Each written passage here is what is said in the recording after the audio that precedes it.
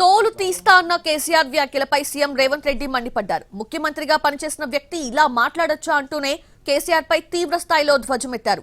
కొత్తగా గెలిచిన సర్పంచ్లు కేసీఆర్ ని చింతమడకలోనే చీరి చింతాకు కడతారన్నారు. మేము అదొకటి అడ్డం పొడుగు మాట్లాడి కిరికిరి మాటలు మాట్లాడి ఈ కారు కూతలు కూసి ఏదో చేస్తామనుకుంటే నడవదిగా. ఈ ఏడాది దాకా వేరే కథ, రేపటి నుంచి వేరే తోలు తీస్తాం ఎక్కడికక్కడ. తోలు తీస్తాడంటేనే ఇక నేను చెప్పదలుచుకున్నా, అయ్యేగా నా సంగతి వదులు. కానీ మా సర్పంచులు వచ్చిండ్రు, రా ఏ తోలు తీస్తావరా, నీ తోలు తీసుడు కాదు, నిన్ను చీరి చింత కట్టి చింతమడకల ఏలాడేసి కొడతారో లేదో మా సర్పంచులు, రా కొడంగల్కి వస్తావా లేకపోతే మమ్మల్ని చింతమడకకు రమ్మంటావా, మా సర్పంచులను తోలుతా. సోయి లేని మాటలు, స్థాయి లేని విమర్శలు.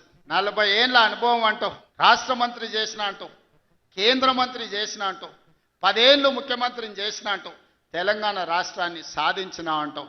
నేను ఆడ ఫ్యూచర్ సిటీ కడుతున్నాను అంటే తొక్క తోలు, వాడెవడో వస్తాడంటే వంతారనా బొంతారనా ఇవనే ఒక మాజీ ముఖ్యమంత్రి స్థాయిలో మాట్లాడే మాటలు మాకు రావనుకుంటున్నావా?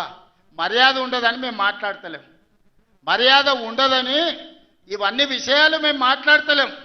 కానీ మాట్లాడ మొదలు పెడితే నువ్వు కాదు కదా, నడువుకు రాయి కట్టుకొని ఆడ ఉన్న మల్లన్న సాగర్లో దుంకి చచ్చిపోతావు.